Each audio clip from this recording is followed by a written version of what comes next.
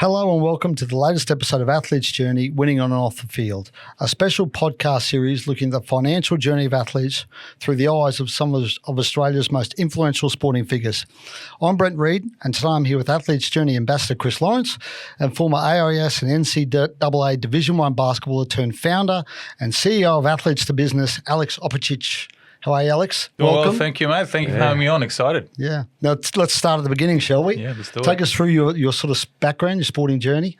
Yeah, so as you mentioned, basketball. So I actually grew up playing soccer or football, as some people call it, the round ball game. And it was about age 12, mate. I just got really tall and started to look really awkward on the soccer pitch. So my dad got me into basketball, and because I developed quite good hand-eye coordination from soccer, I just started along with the height, just started excelling into basketball. So just throughout my teenage years, I quickly excelled across Australia with basketball. Ended up getting a scholarship at the AIS, and mate, it was like, my dream was to play in the NBA. Like, that's all I ever wanted to do.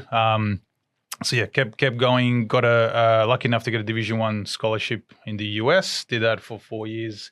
As we mentioned, off air, played against the likes of Steph Curry. But at the AIS, I was there with Patty Mills, Joe Ingles, Aron Baynes. Those were a few of the guys that were my peers. Obviously, they went a lot further than I did in the game. But no, it was cool to obviously play with them. Post college, I played professionally in Europe for a couple of years, in Greece, Croatia, Macedonia, and my last stop was actually in Croatia. Hurt my knee, sent home back on the flight to Sydney. It's about 25, 26 years old, and mate, yeah, it just came back as a bit of a complete failure in my mind anyway, and that was it. That was my short-lived or somewhat long-lived career. Talk to us about that injury. Like, how did that sort of time in your life shape who you are today? Oh man, it shaped a lot. Obviously all I ever wanted to do was play basketball. As most athletes do, you think you're going to play till you're 99. And yeah, when that obviously injury kind of happened out of nowhere, and mate, it was just a tough time. It took me a good couple of years to get over it, but during that 2-3 years, I was, I kind of found that I wasn't going to be able to play again at that elite pro level. I did play semi-pro for a little bit. I was job searching. How do I pay bills? And as an athlete, you're driven and you want to succeed in something. And I was 25 years old. I'm like, wait, I haven't actually succeeded in anything yet at the level that I wanted to. What do I try and succeed in now? And that was such a confusing journey in my life. But anyway, eventually I landed on my feet, worked in sales for a number of years, noticed a strong correlation with elite athletes and success in sales, success in business. So I started Athlete to Business for that reason. I wanted to connect businesses with athletes. You should hire athletes for obvious reasons, but I also wanted to raise awareness to athletes of hey, there are great careers for you post-sport. I found out the hard way. You should find out the easy way. I was going to say, before we dig into the transition into business, we should look a bit more into your sporting career. Like you spoke about the dark times. It must have been good times as well, right? Along the way. What were the... Yeah, there was. Yeah, plenty of good times. So represented Australia in the under-19s, kind of an unofficial World Championships with the Albert Schweitzer tournament in Germany, and then I also played for Australia in the World Uni Games in Thailand. That was cool. Obviously won many junior championships in Sydney, representing the state. But mate, just to be able to play Division I basketball, like, that was an epic experience. And my junior year was probably my best year personally. I led the team in scoring and rebounding. Now I'm 40, just looking back on it, if I tell my kids, hey, I led a Division I basketball team in points and rebounds. I know it's selfish to say that, but it's kind of cool. Seriously. But yeah, those were some of the highlights. Winning the NBL1 championship with Albury Wodonga Bandits. That was post college. That was epic. That was so good. We started this season picked to come last. I think Andrew Gaze is one of the panelists to pick us as last as well, and he commentated the final, I believe.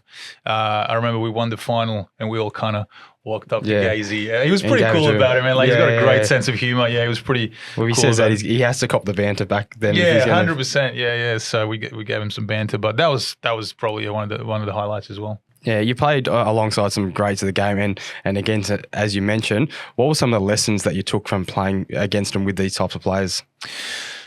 To be honest, it wasn't until later in life that I learned those lessons, or like I realized, that's what set those guys apart. But like specifically Patty Mills, Joe Ingles, those were some of the guys, but really Patty Mills, just the relentless dedication and seriousness in your craft was next level. And it wasn't until probably midway in my sales career, and definitely now as an entrepreneur, I'm like, hold on, if I want to be great in this, if I want to, reach the top and have a sustainable career as a business owner, I need to develop that work ethic. And I mean, I can go into days like what he did, day in, day out. I remember we were at a restaurant one time and we were touring the US, and I ordered penne with the white sauce. What's it called? Carbonara. Yeah. And then Patty ordered tomato sauce pasta, like more healthier. And then I remember even the coach came up to me like, Alex, what are you doing? You shouldn't be ordering that. I'm like, what do you mean? I like this. Yeah. But like that detail of like what you eat, what you do day to day, how you train, like his work ethic was next level. And I don't think mine was at that level. It was a bit of a, I don't know, larrikin sometimes. But yeah, those kind of lessons that stand out. What about playing against someone like Steph Curry? Can you learn anything from playing against a guy like that? I don't know if you can, man. You just get your ass whooped. But you definitely can. Like I think he had and he still does, as you were saying, a relentless confidence. Like he was in college, this little guy, he looks 10 years old. He looks 12 years old now. But, he was supposed to be one of the best in our conference, one of the best players in the country. And I remember the first time playing against him, I'm like, that guy? Really? All right. And then, next minute he's got 40 points and we lose the game by 40. And I'm like, far out. Okay, then you understand. Yeah, but he could just shoot the crap out of it, like, from anywhere. But you just, playing against him, you just, I don't know, you know when you play and you yourself, you were great, so you'd understand. But just this insane amount of self-confidence that was like, you just felt it. Like that guy knows he's the best, but like humbly. And yeah, he is the best. I don't know. Can you learn anything from that? I don't know. Can you try and be like that? A bit. Now, tell us about now. Obviously, you spoke about the injury, but when you knew it was sort of time to look at that next phase of your life. Yeah, it was. I mean, when the injury happened, I came home, rehabbed in Sydney. There was still part of me that was like, okay, I'm going to do my rehab and get back into professional basketball. I was trying to land in the Sydney Kings and the Illawarra Hawks at the time as well. But I knew, I was 26 years old at the time. I knew, to be honest, like my heart wasn't in it as much. I can feel my knees just not being all there. That's when I knew, okay, let me play NBL 1. And at the same time, because it's semi-professional NBL 1, so you still need to work full-time, let me build a career outside of basketball. To be honest, I had no idea what I wanted to do. It was a bit of a, as I mentioned, confusing, lost time. But long story short, accidentally, I fell into sales as a business development manager. Somebody who sponsored the Bandits, the Alberta Bandits, approached me and was like, hey, you should consider a account manager position that we're hiring for. And I'm like, I don't know anything about accounting. Like, no, account manager is sales. I'm like, And then, they explain what it is. And I interviewed, I got the role, and I loved it. Yeah, I just kind of just took it on, similar adrenaline rush to sport. And then, my sales career initially took off from there. Was it hard to grasp the fact your athletic career wasn't going to reach? You said it was quite a dark time for you, or dark or difficult time for you. What did you go through when you sort of realised your athletic career wasn't going to reach the heights you'd hoped? Yeah, a lot of just feeling like a failure and a bit of, I don't want to throw that word loosely, depression, but just wasn't well mentally, to be honest. Like I still was clutching on to this. So for about a good 2-3 years in my sales career, I definitely wasn't as focused and into it as I'd like to be looking back now, because my mind was half in, this isn't fair, I should still be playing sport. So it was a long grieving journey that was a waste of time, where it's like, hey, get over it. I know it's easier said than done, but looking back on it now, but yeah, it was tough. It was just, I didn't accept it for a good 2 years, to be honest. And where are you at in a financial place at this time? Like, not big money in college basketball in America, right? So at the time, no. Now there is. If Yeah. we should play now with the nil money they got going around. No, it's amateur. It's amateur at the time. So where were you playing? So you're going through this difficult period financially. Was it a difficult period for you as well? Or? So when I transitioned, no, I didn't make a lot of money from basketball. So that was a lot of the reason why I was like, and I think, in my mind as well, I saw money as a success thing as well. So I'm like, hold on, I didn't make it big. But not that I just played basketball to chase money, but look, come on, like that was a big part of it as well, right? So when I finished up and like, let me rehab my knee, I'm like, hold on, I can rehab my knee, but I got to pay for physio. I still want to make money, pay the bills, pay rent. I don't want to just live at home with my parents. It's a bit of an ego thing. I started working full time. So I guess, at the time I was able to pay for, the bare minimum bills that I needed to. And then, it wasn't until 2-3 years into my sales career that I realized if I do want to continue to be financially motivated, which I am, sales is a fantastic career to do that in. So talk about the point where athlete to business went from just an idea into actually launching as a business. Yeah. So back in 2018, once I got comfortable within my sales career, I missed dreaming. Like, as an athlete, you dream like, I want to be a professional athlete. I want to play in the NBA. I'm playing the NRL. Once I got comfortable in my sales career, it got to a point where I was like, what am I doing? Like, what's life now? Like, because I had that feeling when I was an athlete, and a lot of athletes actually go through this. It's like, well, I don't have that drive. And so like, I want to start my own business. Working in sales, you become quite entrepreneurial. I started helping athletes in my network who are now finishing up with basketball. Hey, look, you should consider a career in sales. The harder you work, the better you perform, the more money you make. Like, you can boost your base salary, you can double it in 12 months, but at the same time, it's quite a exhilarating career. So then I started connecting them with businesses in my network. This was for a good 2-year period. Then I realized, hold on, I'm providing these companies with some really good stuff here. I should start charging for this. So I started charging as a recruiter. And then it grew from there, man. Like, it grew pretty fast. Within 2 years, I was kind of making the same amount of money on the side as I was in my full-time job, and made a decision. Partly my hand was forced as well, but made a decision, and my wife encouraged me to just go into it full time, mate. When I went into it full time, I worked out my hourly rate to my side hustle compared to my full-time job, mate. It was chalk and cheese. And then once I launched into full time, it just took off. So what did you utilize from your sporting background, from the mindset that helped you obviously play Division 1 basketball, to be able to grow and scale the company now? Learning how to lose. And resilience. Like, I'm still to this day, like just yesterday, I was slapped in the face in this business. Things happen. Like, you as an entrepreneur, and especially in sales as well, you lose more often than you win. Like, you fail more often than you win. I compare sales to baseball quite a bit. Like, in baseball, if you're hitting 300, you're a Hall of Famer. In sales, man, if you're converting 3 out of 10. You're really successful.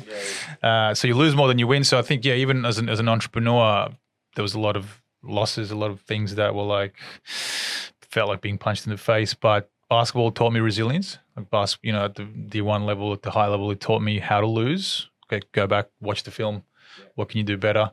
Not that you can watch the film in meetings and all that. These days you can. But it just taught me to get over myself, pick myself up, and keep going. That's pretty scary when you go out on your own. So scary. Yeah. How'd you confront that? Man, it's crazy. And I told this story before. The first 6 months of me going on my own, it was pure joy and excitement. There was almost no fear. I think because, and this is maybe just me, when I was working corporate in sales, to be honest with you, I was a little scared to let go of my creativity. Be truly, say what I want to say, be truly myself. And that's just me. And I hope not everyone's like this, but I don't know why. Maybe I felt like, what's my boss going to say? Am I allowed to do that? This is somebody else's company. It's not mine, for whatever reason. But as soon as I launched full-time into athlete to business, if there was a visual of my brain, It's like a bunch of like rainbows and ray of sunshine just, getting out of my brain. And it was just like, and then, yeah, man, I just went hard on that creativity. It was around the 6-month mark. I'm like, whoa, hold on. I'm in this full time. Yeah. I'm in this. You're in now. I'm in this full time. And a bit of the fear started kicking in. Kids, we were pregnant with our second child at the time. Now we've got 3 kids. I mean, to this day, mate, there's still a bit of fear, but I don't know. I could be wrong, but do you almost need a little bit of that to push you to keep going? I don't know. Yeah. So you work with athletes every day, particularly the ones just transitioning. What are some of the common challenges that these athletes are sharing with you? Yeah, look, there's a few. It's funny. I was pitching to a client this morning to hire athletes, and he asked me the same question. Yeah, I could go days on this. Good practicing. Yeah, practicing. But the most common that they share with me, they wouldn't obviously necessarily share with an employer, and I'd teach them to never share with an employer, is I have no idea what I want to do now. Like, yeah. I have no idea what's out there for me. And yeah, it's just feeling lost and confused. Like, what on earth do I work in? And, where's my value in corporate or business or whatever it is now? Some athletes obviously, know they'll go to university for a certain thing, be a teacher, be a doctor, whatever. But the ones that I deal with, I mean, yeah, as you know, like most people we specialize in sales careers. Most people accidentally end up in sales, and it's rare. In the US, it's different. A lot of people actually, they want to get into sales, but more specifically in Australia, it's a kind of accidental career. So, yeah, a lot of them are confused, not sure what they want to do, but yeah, I try and help them through that stage as much as possible. Can you give us sort of specifics about how you help them through that phase? The most common is, and this is advice I would have given to my 25-year-old self, is for your next immediate career in the next 2 to 3 years, the biggest thing you should be focusing on is upskilling yourself, learning, and growing a network, whether it's in business, in corporate, in sport, administrative side of sport, whatever it is. The biggest focus you should have is learning and upskilling. So find a company or a job where you can do that. There is a 90% chance you won't love the job. There's a 90% chance you'll be sitting there behind the desk going like, fuck, what is this? But focus on what you can learn there. Because a lot of athletes will finish their sport because, you've been playing for a long time, I assume, when you were a young kid, and me with basketball. So all we ever know what to do is something we're passionate about, right? Yeah. It's like, it's all I ever know to do. Like, I'm really passionate about basketball. That's my career. That's what I do. And that's all I know. And once that's finished, you step into corporate, you're not going to be passionate about it. 90% chance you won't. So when you do it, it's so weird. It's like, I have no desire to get out of bed and to do this thing behind the desk. That's shit. Like, find me something that I love. And I think that's the problem with this whole athlete career transition is, I did it for 3 years. Others do it for longer. Is we go around job to job. What do I love? Find something I love. It's like, forget about passion and love for a second and just learn something. Build a skill, and passion will find you. So that's the biggest advice I give. What about the challenges some athletes might have where there might be an opportunity to get a role that is going to help with their skills, but they got the challenge that they might not have set themselves up financially, so they're forced into a job that might be at a higher paying role? Like, do you see some of that with the athletes that come your way? That's rare. It depends on the company. It depends, I guess, on the remit. Typically more, I guess, A player athletes would be in that scenario. But long story short, I've had a few scenarios where the company has said, hey, we want like a brand ambassador / business development manager, like an A player athlete that everybody would know to come in and represent our brand in the market. It's a full-time job. It's a, $200K base salary, because they love the idea of hiring someone like that. And then that person will be thrown into the role, with minimal training, because they think just because this person's a brand name that their clients and customers will stick to them like, bees to honey type of thing. But that's not the case. Like, you still need to know what you're doing, and you still need to train that person, et cetera. So I've seen a few of those fail. But I've seen some of them succeed as well, where actually, the athlete has had some training and they know what they're doing. Yeah. Do you find it's sort of going on that? What about athletes who, again, say might not have set themselves up financially and are forced into a certain type of position just based on the salary? Like they can't choose something that they might have interest in or might help with their skills, but it's purely based off they have to earn this certain amount of money to support with their lifestyle. Mate, that's tough. Like, to be honest, I haven't dealt with many athletes in terms of my business with that scenario. Like, I often, will set expectations, again, depending on the athlete. But if you're coming into the corporate world for the first time, it's junior entry level salary. And if you need 200K base salary initially, I can't help you. What do athletes do in that scenario where they have to earn a certain salary?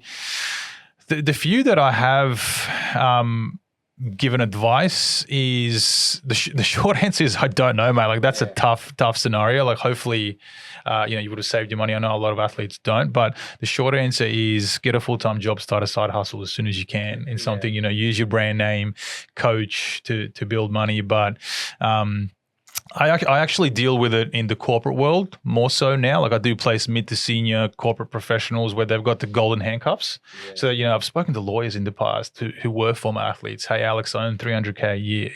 I hate my job. What do you have for me in sales? Well, I've got a lot.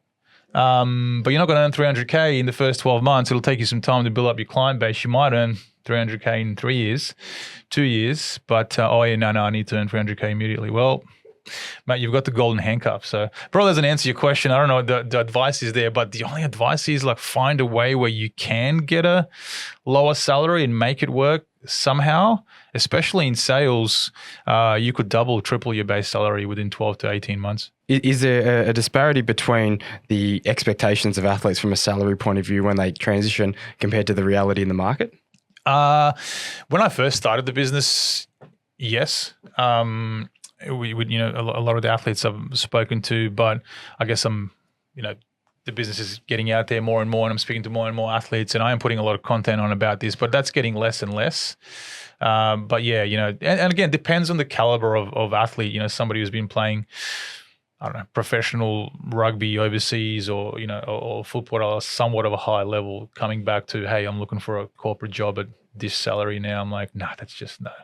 It doesn't exist. What about the importance of mentoring? You've talked about sort of get a job where you can learn. Mentors are important, I imagine, for athletes, right? They always have been. Like, how important is that? Man, so important. Like, I've had a business coach in my business from day one. When I was actually running it as a side hustle. Shout out to Paul Lyons. I don't think I would have done this still if it wasn't for him. He's a business coach and like a resilience coach as well. So, anytime I need to whinge, I'll call him. But man, I couldn't speak. And especially as athletes, like, we're used to having coaches all the time. It's like, and that's why if you are transitioning into the corporate world within sales specifically, find a sales manager or director that's actually going to coach you. And I was lucky enough. I had some bad runs initially, but eventually, when I did land the role in sales, in the media space, I had a great manager. Like, she took me on, and I couldn't have asked for a better coach. Yeah, go on. Now, speaking of coaches or mentors, did either yourself or anyone that when you were playing basketball, were there people that you could turn to for guidance for the finances and setting yourself up, when athletes came in? To be honest, like, my dad and my parents helped me out with that a fair bit. Like, they were pretty strict, and I was fairly disciplined in terms of that. I wouldn't say, didn't make a shitload of money, but enough where I could put some aside and save. So I did actually, right after my professional career in Croatia, I ended up investing in real estate straight away. And put all the money that I made in Europe into buying my first home, actually, as an investment property. This was back in 2013, 2014. So, but that was to be honest with you, all my parents. They were pushing me to do that. That wasn't even on my mind at the time. But so I was lucky I had parents that thought of that for me. What about as your career rolled on and life rolled on? Who were your sort of financial mentors as your life moved on? I just started getting more and more educated on it, and one of the other things that these days you can have direct mentors, but these days you can have, I guess, indirect mentors. But all these podcasts you can listen to, hopefully people listen to this podcast as well, and my podcast. But like I listened to the Tim Ferriss show quite a bit. It was the number one podcast for a long time until Diary of a CEO came. The School of Greatness with Lewis Howes. Like I listened to that. Man, like I reckon I've been listening to the Tim Ferriss show for like 10 years.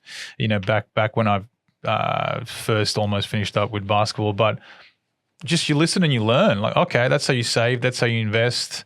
But I'd say from podcasts, mate, that's where I learned, how to be a little bit more. But then you get married and you have a mortgage and kids. It all goes out the window, right? Yeah. Then you listen to your wife. Yeah, buy this, buy that. Anyway, that's a whole nother story. Huh? Do you have any athletes that you then form relationships with just because you've been able to help them out? Come to you for advice around finances. The fact that you've obviously started to build and grow your business and being successful in your post-sport transition. Okay, like indirectly around finances, obviously more so careers. Like a lot of them will help me with careers, and as we get closer, like there's a few athletes now. So I started the business properly full time in 2020. There's a few athletes now that I've placed into three different roles. So I've gotten closer with them. But throughout that time, we'll talk about finances and investing.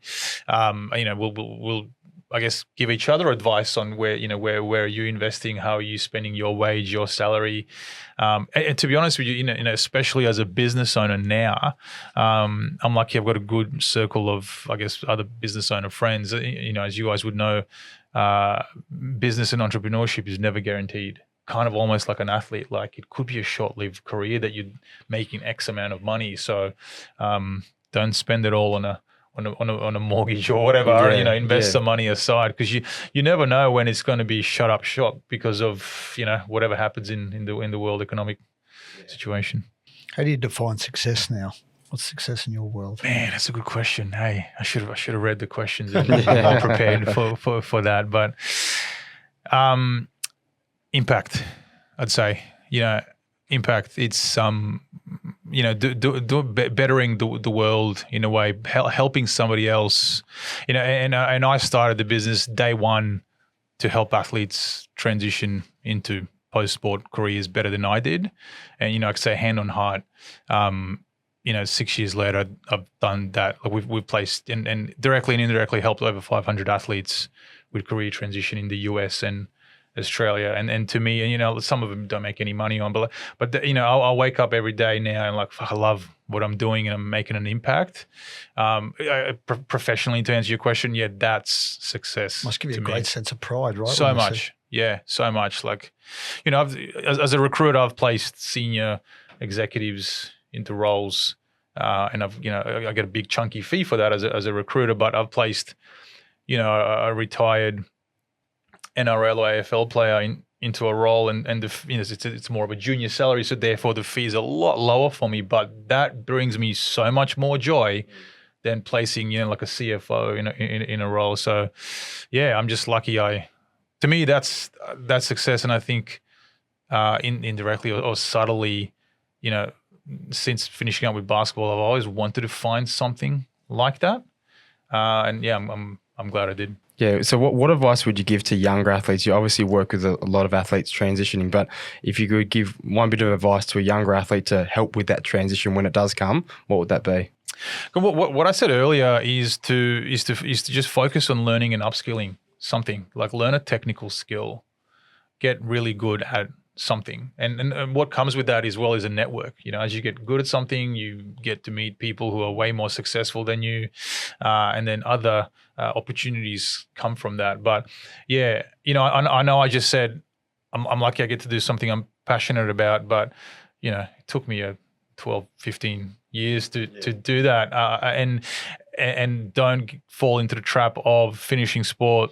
Let me go do something I'm passionate about and I love, because that could be a slippery slope to, like, do you even know what you're passionate about? I'll ask athletes, hey, what are you passionate about? And a lot of them fluff that answer. They don't even know what they're passionate about. That's something that I'm passionate. Like, what is it? Something that you're passionate about? I don't know. Like, so I'd say just forget about passion and love for a job, and focus on upskilling and learning first. Is there something we should have asked you that we haven't asked you? It's another good. It's another good question.